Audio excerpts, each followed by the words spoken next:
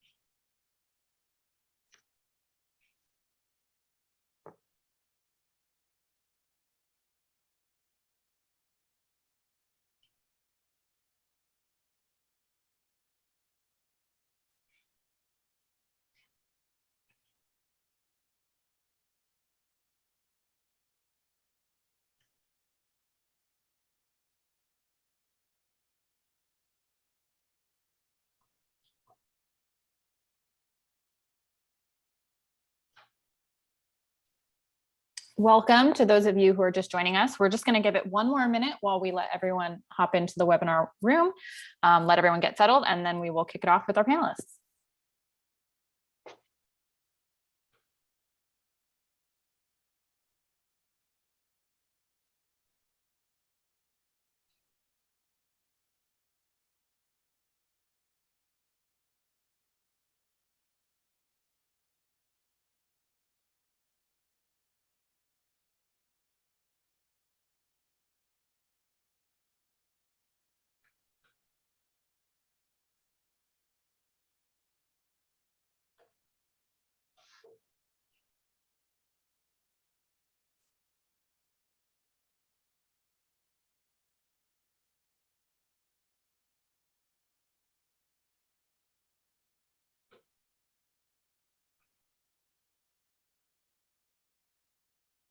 All right, I think it's time to kick things off.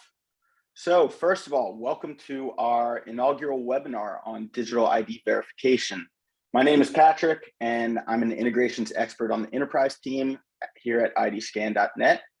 So for the purpose of this webinar, we'll be focusing on a few different ways that you can better identify your audience online, which, as most of you know, is a pressing topic these days. In fact, I was reading an article this morning about online payment fraud, and I saw that it's expected to surpass $343 billion globally between now and 2027. Not a surprise. This is Debbie Scott, Director of Enterprise Solutions at IDScan.net.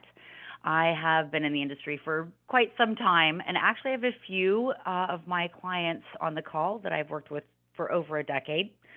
My focus is in fintech, although over the years I've worked in probably all the industries where you would want to verify IDs, identities, scan IDs, etc.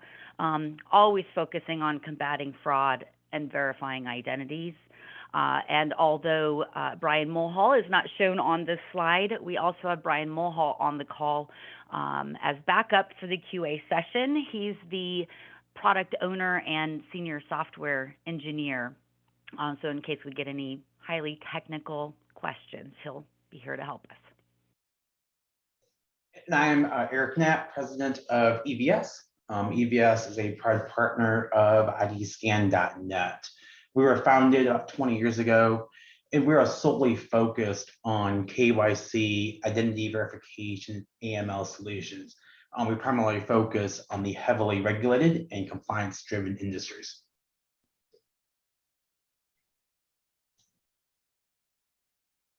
We're going to launch right into our first poll, one of three, which is, what is your biggest identity validation concern in 2022? Rest of 2022.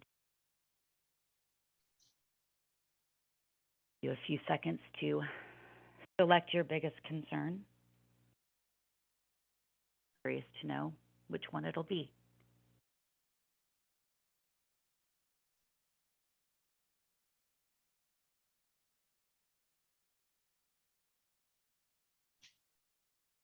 All right, that the results look like what we hear on a daily basis.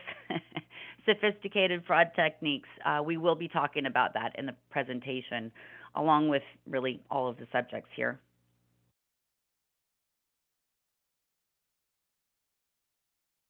Jumping right into our next topic, which might not be a surprise, or it may be a surprise, but 85% of consumers say that they have to verify their identity online often.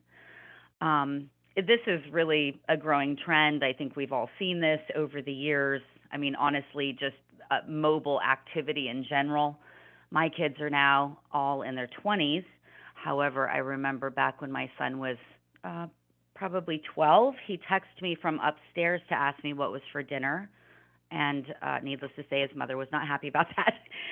But just mobile activity has been growing. But looking back even 10 years ago, mobile online ID or identity validation has, that was a newer technology even 10 years ago. And so the adoption was slower back then, often thought of as being more of a big brother type technology, but it's really becoming a mainstream technology, which is why it's no surprise that 85% of consumers say that they do this often. During COVID, the usage of mobile and the move to mobile and the need for online validation increased significantly. Just obviously increase in any kind of mobile onboarding comes an increase in fraud. In 2020 alone, just looking at the usage increase, there was a 35% increase in fraud in online transactions. But even before the COVID spike, in 2019, we saw an increase of 150% in contactless payments alone. But obviously with the world changing, mobile usage, mobile onboarding, applying for loans, online banking, as that increases, the fraudsters are also, the fraudulent activity will continue to increase. So we really have to focus on that. And looking at even millennials, so just throwing out a few stats and why companies really, I think, base mobile app development and usage on the millennial generation. 33% of millennials actually consider traditional banking obsolete, and 75% of millennials say they would switch their primary financial institution simply because of having a better app elsewhere at another financial institution. 79% have opened a deposit account online, which is a surprise to me. I guess I'm old school. I like to go into a branch, but the world is changing. And that's just millennials. I mean, imagine what the younger generation thinks about traditional banking. But exactly. To add to what you were saying, ID validation, online verification isn't just related to banking and fintech, but fraud is everywhere, especially since the pandemic. In a lot of places that you might not even think about. So there's a rising trend in buying online and picking up in store, which has caused a huge headache for traditional retailers, especially on the fraud side. Then social media. I mean, traditionally, social media, you didn't really have to verify anybody, but then there was an uptick in phishing and scam related to social media. So companies are now mandating some level of verification, which I think personally is a good thing. And then online gambling. I mean, gambling isn't relegated to just casinos these days. In fact, one of my clients is a gaming company that offers cash prizes when you win solitaire, which I didn't even know you could gamble on solitaire, but this is the world we live in. And they have to validate a person's ID when handing out cash prizes.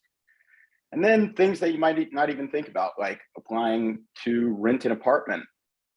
So pretty much everywhere, every single industry is dealing with this, and the need to verify identities online is paramount. But in addition, it does have a lot of benefits.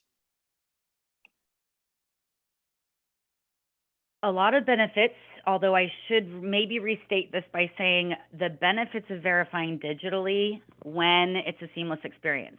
So We talk to clients every day.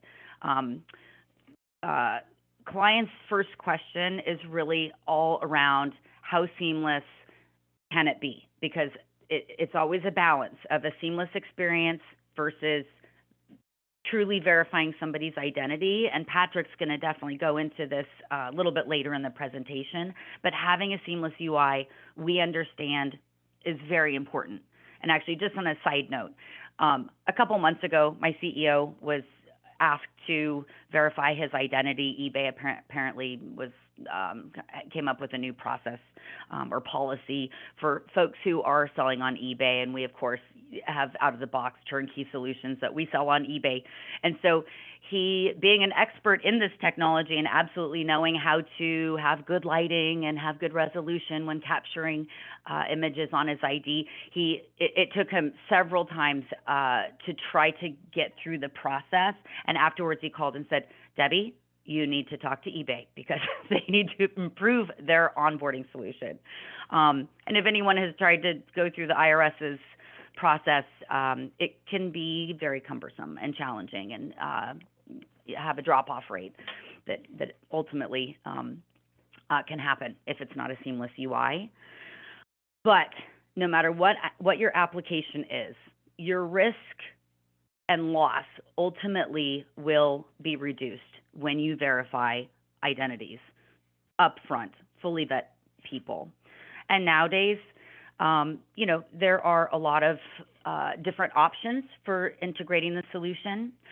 We have enterprise companies that might say, hey, we don't want to send our data outside of our infrastructure or firewalls or out over the internet. Data security is obviously a very important thing nowadays. And so they can install the solution on-prem, or they might have native apps and browser-based applications. So whatever the architecture is, the technology can be integrated.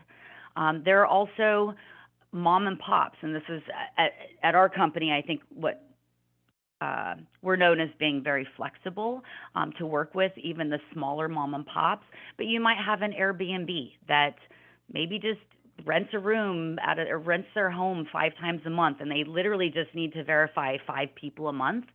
They can be set up with an out-of-the-box solution where they have access to a portal. They can literally just send an SMS text to whoever's going to rent their place. They open up the text, they capture the front, back of their ID, take a selfie, which again, Patrick is going to kind of walk us through that process. But, in the back end engine, everything is verifying, and in seconds, that person is verified. There are a lot of benefits that come with mobile onboarding and verification.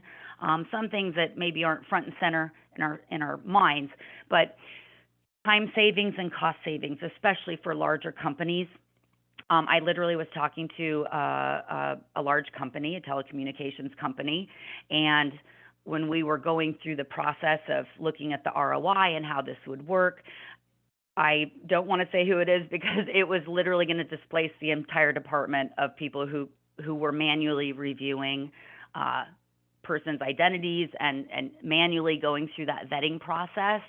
So basically, when you take that entire process or that entire department and you automate it to where you can verify somebody's ID or identity in seconds, it makes a huge difference in your bottom line.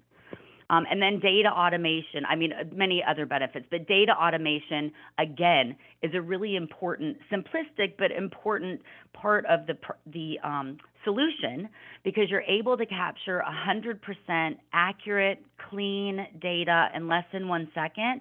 So you have accurate, clean data to run across third-party services, third-party databases, and identity validation, eliminating basically false positives or false negatives. But again, I won't go totally into that side of things because Patrick's going to walk you through the process and how it looks.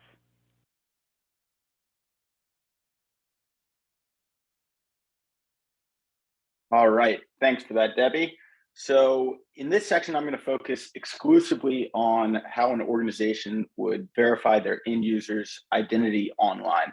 But even more importantly, from the customer's perspective, how they can verify their identity while they're sitting on a couch on a Sunday night because at the end of the day, what matters most is your customer's convenience and ensuring that they become a customer or that they stay with your organization.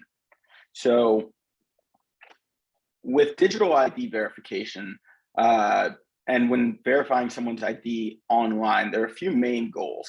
The first is you want to make sure that that ID is real. You want to make sure that no one's using a fraudulent ID. You also want to make sure that the person submitting that ID is actually that person, that their face matches the photo on the ID, that they know pertinent information, out of wallet information that's not publicly available. And lastly, you want to know that the process is fast and accurate and that it's not causing headaches for your customers. So the next thing that I'm going to talk about is user experience versus security, because when implementing these ID tools, one of the main things to consider is the level of validation that you're looking for versus how the experience is affected by increased scrutiny. You don't want to have an overbearing process when you don't really have a huge impact by fraud. But at the same time, if you're paying, the potential repercussions of a fraudulent account opening could be huge. So with like anything else, there are pros and cons for each, and a lot depends on the industry that you're in. If you prioritize your user experience too much, then you'll allow fraud to run rampant. At the end of the day, you're trying to make the process as easy as possible.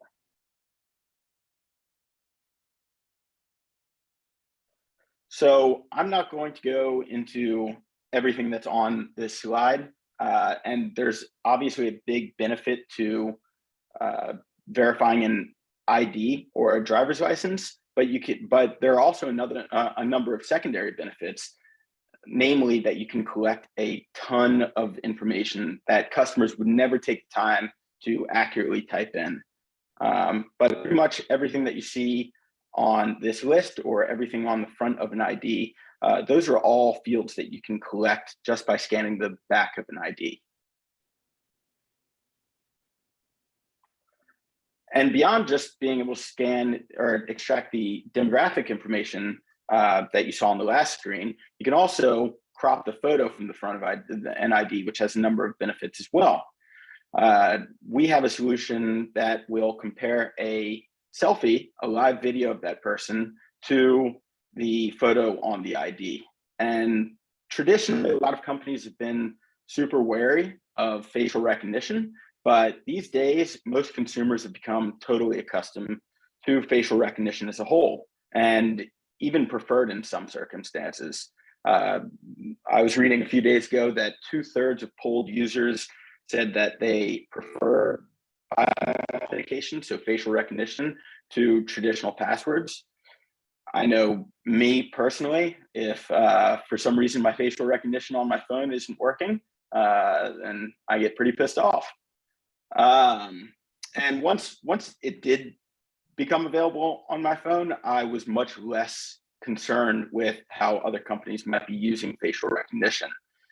And even more importantly, it's a huge fraud concern, especially if you can't beat it. If it's sophisticated and easy to use ID facial recognition software, then it will really reduce fraud substantially.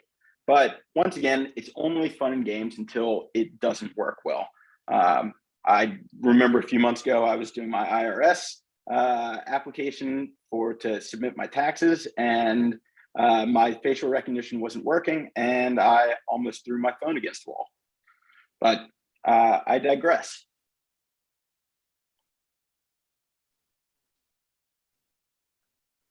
But putting all of this together, when considering your workflow, this is a breakdown. And like I said, timing and accuracy is paramount with any of these ID verification solutions. So we've really taken that to heart and focused on refining this process as much as possible to make it as easy and fast as possible for users. So from start to finish, our full process, which scanning the back of an ID to extract the information from the barcode, scanning the front of the ID, and then taking a selfie, all of that in total takes about 15 seconds. And most importantly, it's easy. Although the user is only going to get prompted to do 3 steps, there's a lot of complex work that's being done in the background.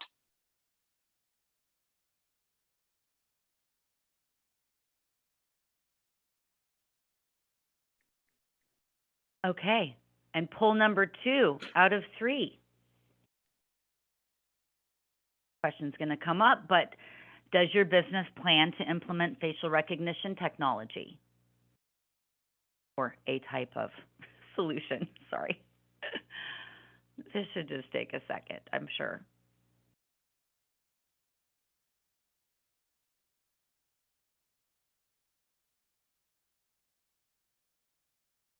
Well, maybe more than a second.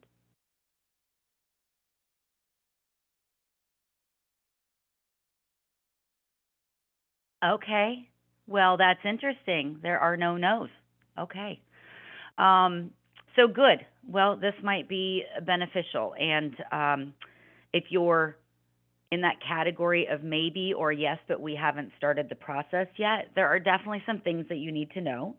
But for the yeses, you've already identified that the facial recognition or face match technology is an important piece of verifying IDs and identities online, because the person who's presenting the ID through a mobile phone or a laptop or whatever it is, nobody sees them. They're not standing in front of you. They're not walking into a brick and mortar location or a bank or something. So you'd never see that person. So that face match piece is really important. But with any kind of consumer onboarding, when nobody gets to see that person, you know the fraudsters are out there trying to trick the system, commit fraud, identity theft, just all of those things. So an important thing to make sure that you have included in your face match solution are both anti-spoofing and liveness checks. So spoofing that you typically see, or the 3 types of spoofing that happen, are print attacks, which is like basically just printing a picture or taking a picture. I mean, we've seen people that try to beat our system where they'll take a picture of the ID and it'll match against the ID. So if we didn't have anti-spoofing and liveness built into our system, that technically would pass, which is why it's important to have those built in. It's just comparing the software is comparing a picture with a picture. Replay attacks, also known as video spoofing or deep fakes. That is where somebody can create the face on an ID, create that and have it look real. But basically, if you need liveness, I should say, to combat that. Mask attacks, 3D mask spoofing. Again, that's why you need liveness checks and the anti-spoofing. So anti-spoofing basically ensures that you're not able to submit any of these, that you aren't able to spoof the technology. And liveness checks are when you see, can you smile? Can you turn your head left to right? The technology is actually looking at a lot of different attributes in the face, like 70 different checks. It's measuring, it's looking for movement, liveness, and all of that, just to ensure it's a live person. That person is the person that matches the ID, as Patrick, again, just talked about how important that is. So now that we've gotten to the point where we're making sure it is the person that is presenting the ID, they match the ID, next step is matching the ID with the actual identity of the person. And Eric's going to jump into this a little bit. Thank you, Debbie. So yes, matching the ID to the identity. This is obviously a very important step. You think of the two maybe independently, matching an ID, matching the identity. But by combining identity verification along with ID scanning in a single transaction, you can do both. And most importantly, you, the customer, sets the threshold for kind of how stringent or lenient you want to be in that regard. That could be set maybe by an industry. Certain industries are just known to have higher rates of fraudulent activity, like check cashing and payday lending versus a mutual fund company. So that has very kind of low rate of fraud. So implementing facial recognition or KBA out of challenge questions, it doesn't make sense for every single industry off the bat. But it's something that can be done should you have that fraudulent activity. Also, you want to make the process easy for your customers, but also prevent fraudulent activity again. And a real life example of this would be several years ago, we were approached by a mobile carrier who, they wanted to enroll as many people as possible. And they did not have any type of ID verification or identity verification implemented. And as such, they were just getting inundated with iPhone fraud. People buying iPhones with stolen identities, turning around, selling them on eBay or other mechanisms for cash and never even paying the bill. And they were literally losing thousands of dollars, multiple thousands of dollars.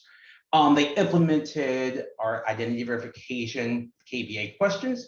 So upon enrollment, they simply ask, a couple of questions like, when you lived on Main Street, what was your address? Or which other people do you know? Just by taking that step, they literally had zero. They took fraud down to zero by just implementing those simple steps. Again, obviously no one wants the sign-on process to be burdensome. But at the same time, you want to limit those fake fraudulent activities. So moving on to third-party screening, we have multiple screening solutions for third-party screening like DMV, able to send name, address, and date of birth and ping against DMV to know if data on file matches with DMV records. Number of screening solutions like OFAC, PEP, EU sanctions for different sanctions list screening can be added on to comply with KYC AML compliance. So in a single transaction, you can know who your customer is, as well as know, hey, are they on any of these lists as well? And then lastly, EVS, KYC, know your customer. That's kind of my bread and butter. I live and breathe this daily. Again, we're a proud partner of IDScan.net for KYC. We verify data. So you scan that license, name, address, date of birth, sent to us in a matter of seconds. You literally know, does the information match? Is it accurate? Is it real?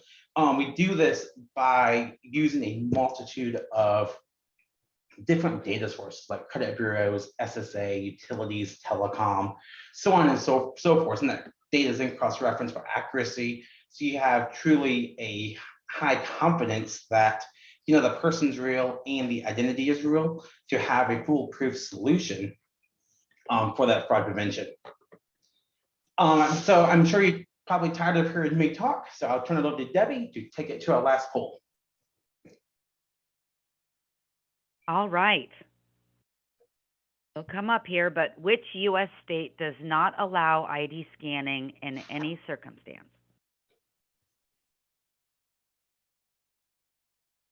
How educated are? These, I should say.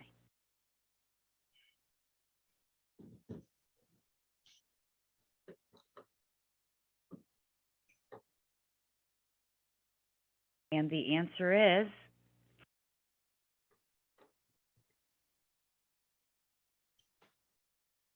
all right. 29% of you knew this. It's New Hampshire. On the next slide, we have it showing that New Hampshire does not, which is currently how it is, that you cannot scan. However, if you look at the map here, it's in a lighter pink. That's because there is pending legislation to allow it in certain applications. So looking at this map, this is actually very near and dear to my heart. I had a role in helping to build this platform, which is very interesting after just years of working with clients who are struggling to be able to deploy on a national basis. ID scanning technology, and especially now with mobile applications where you don't know where folks are when they're scanning, et cetera.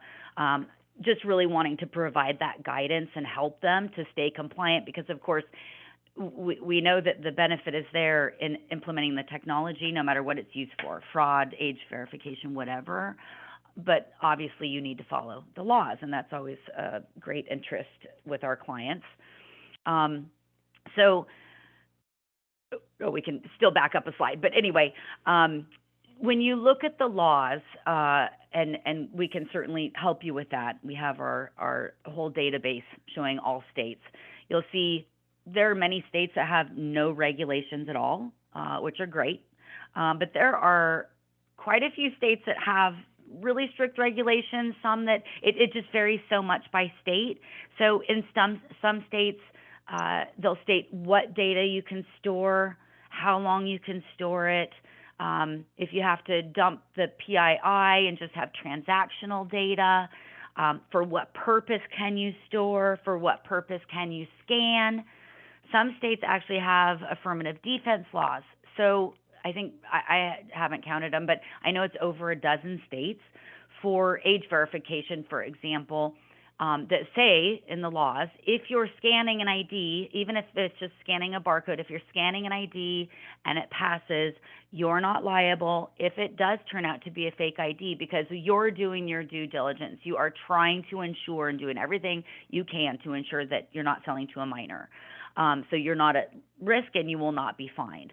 There are some states, actually Utah was the first one to break out and mandate that you have to scan an ID in order to sell alcohol.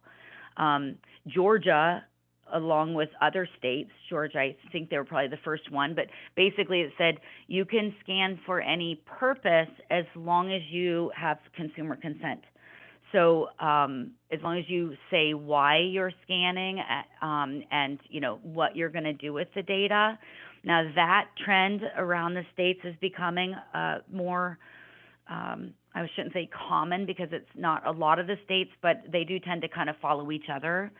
Texas is one of the first states that came out with just this horrendous, like very complicated, you can scan for this, but you can't scan for that set of laws. And then over the years, seems like there's a continual amendment of this law. So now you can scan for patient registration, and you can scan for age verification, and now you can scan for if you're returning a product in a retail store, because they of course have so much fraud. But you can only scan in that application for refunds if you're sending the data to a third party.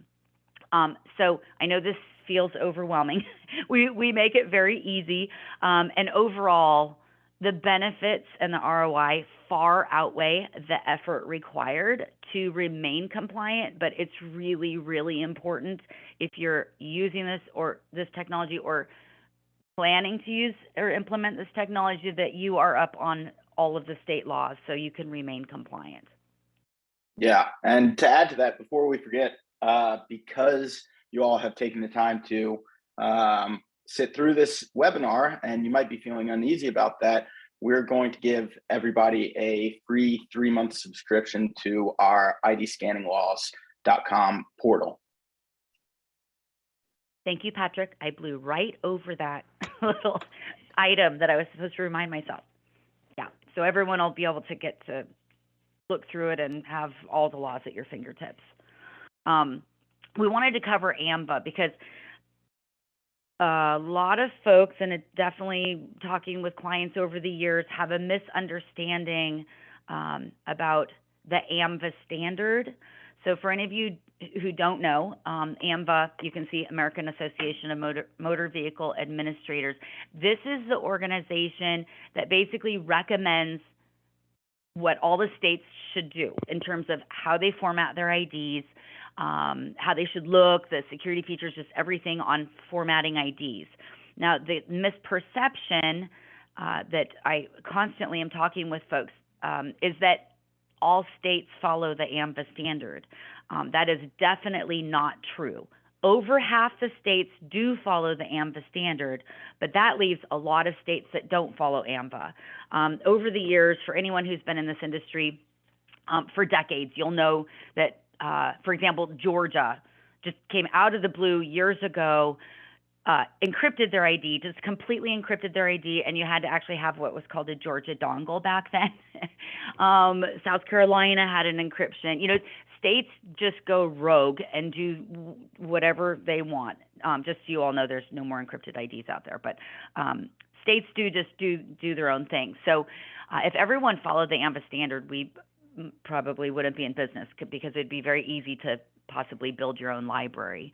But it is a misperception, and it is why it's important to use a mobile ID validation solution that is robust, that includes all of the IDs that are issued, so you're able to verify and validate the ID. If that ID, if it's a newly issued ID, for example, that is not in the library, you're not going to be able to verify the ID because it's not going to be recognized.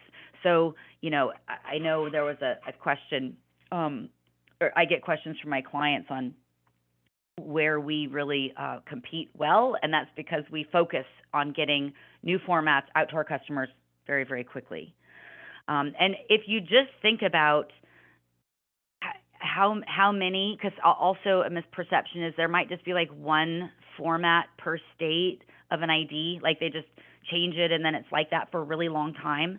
It's really not the case. So in you know, there's states that have 10 current valid issued driver's licenses, and then you also have state IDs and enhanced IDs and chauffeur licenses and CDLs, and some cities have ID cards.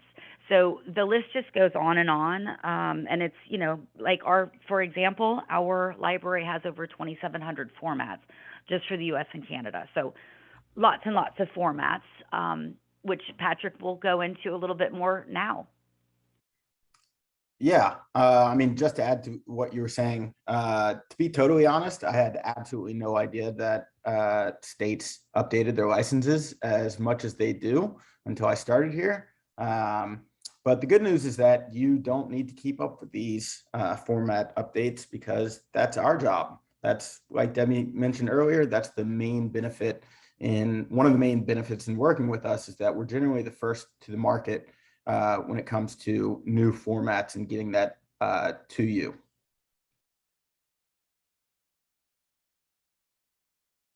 So on to the next slide. I know that we've been talking at you for about 30 minutes, so I just wanted to provide you with a quick summary of the whole meaning behind this presentation. So first of all, it is very possible to verify your customers online. We have a number of tools that enable you to do that, and you can customize that depending on your tolerance threshold and the amount of scrutiny that you're looking for. Secondly, customers have become accustomed to digital verification and the ways in which you go about digital verification. So third-party screenings, asking for last 4 digits of the social security number, facial recognition, that's all becoming common practice. So you shouldn't be worried about adding those tools to your workflow if needed, especially if security is of the utmost importance and it's common practice in your industry. Your third point, your goal should be to make the user experience as easy as possible without sacrificing security. You don't want to make it too lenient, but you also should think about what your customers should expect with your industry. And lastly, your digital verification workflow will depend on your fraud tolerance. And then I will say another last point, if you need help with any of this, we are here to help. We can help you customize your workflow. We can go into more details about these solutions, really any questions that you might have.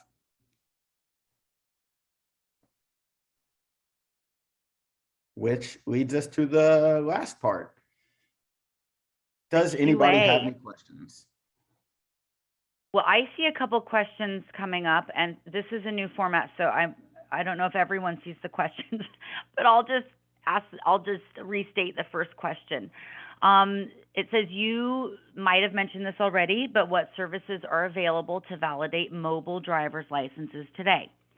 So how I'll answer this is not as clear cut as you would probably like, because mobile driver's licenses are still being developed, manufactured, produced, designed, which means how we validate them isn't all figured out. We have to wait for it to be designed to where we can work on that. But mobile driver's licenses today, we're able to read, so we can take that data and scrub against third parties. As we move in the future, that might change just depending on in case there are more encryptions or something that come into play. But hopefully that answers your question. So the same, basically, just to expand on that, the same way we're doing it today, the same databases, capturing the data from mobile driver's licenses. And actually the benefit of that is the resolution is so perfect and crystal clear that it actually makes our job easier. But then sending the data out to verify for identity validation, DMV, we can send it for really through any of the third-party data checks. So if you have a follow-up question to that, I guess just type it in and we'll see that. The second question is, what are the pros and cons of an SDK versus an API? An SDK is an on-prem solution. So sometimes it really comes down to the preference of a company. I have many customers using the SDK. The biggest concern or benefit, I guess, to them is because they don't want the data to be outside of their firewalls. They want full control of the data. We can't see the data. We have no access, etc. The con of an SDK sometimes is that we're not able to keep the library updated or update the software with the latest releases. And I don't know how many times, even some of my really big enterprise customers, even though we might send an announcement out to 50 people that are on the email, letting them know that there is an update, sometimes it is just missed. So all of a sudden they're not able to scan an ID where we released that version 3 months ago, but their technical team just didn't update the software. So that I would say really the only drawback of the SDK is that it's on your team, or whoever's integrating that SDK is totally on your side to actually get the update done. We'll let you know that it's ready, but it's up to you to get it implemented. On the other side, with the API, that is a benefit. When you're sending the data to our cloud, we keep our cloud up to date with all the latest and greatest, software updates, latest releases. So I always say to my customers, when you integrate the API, it's kind of like a set it and forget it, because you're integrated, you really don't have to do anything from that point on. So hopefully that answers your question. Next question, who are your competitors and what are your advantages over them? Sorry, Patrick, I'll just keep talking because I love questions.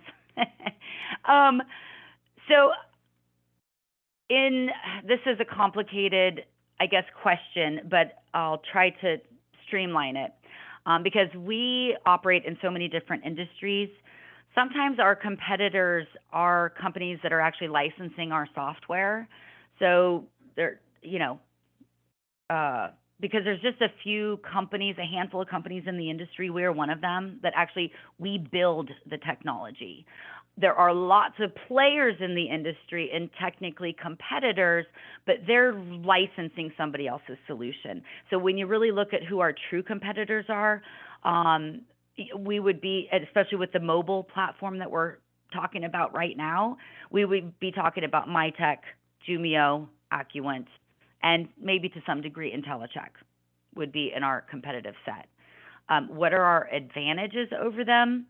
As I mentioned earlier, just having the flexibility in working with our customers. Number one, we're a public company, so we don't have investors or shareholders twisting our arm, forcing us to go this way or that way. We're able to focus on every customer, big and small. So we have a lot of mom and pops and we have a lot of enterprise customers.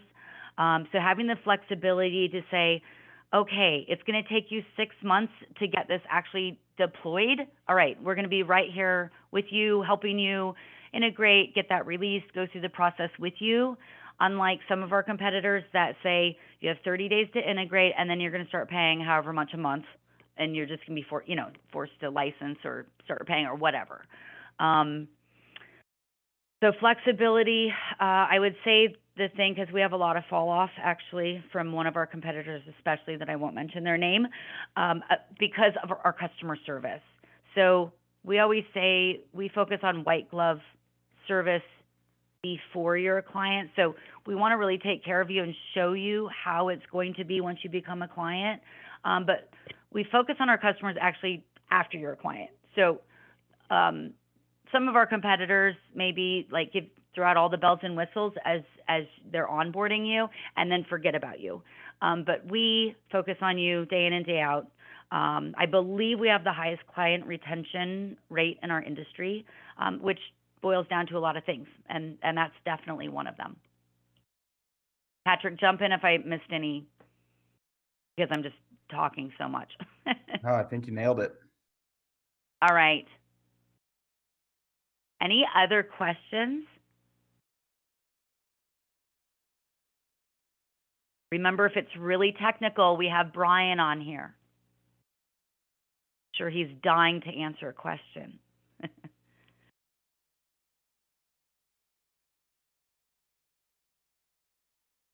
Well, Jillian, I don't know if you're seeing questions on the back end that maybe aren't being typed in, or if we have answered everyone's questions. I guess we're just that thorough. Great. All right. Well, I think we are going to wrap it up for this presentation. Everyone who joined, thank you again. You will not only receive the recorded version of this presentation, so if you want anyone else to see it, just share it with them. And also you will receive the subscription to the ID laws. We're here to answer any questions, but do remember, we are not legal counsel. So the laws are designed to provide you the information, which it does include all the state laws in each state, as well as our legal counsel's interpretation of the laws. But it is up to you and your legal counsel on how you position or interpret that law. But we'll give you all of the information and we're here to answer any questions. But thank you again, everyone. We appreciate you joining. Thanks, everyone. Thank you.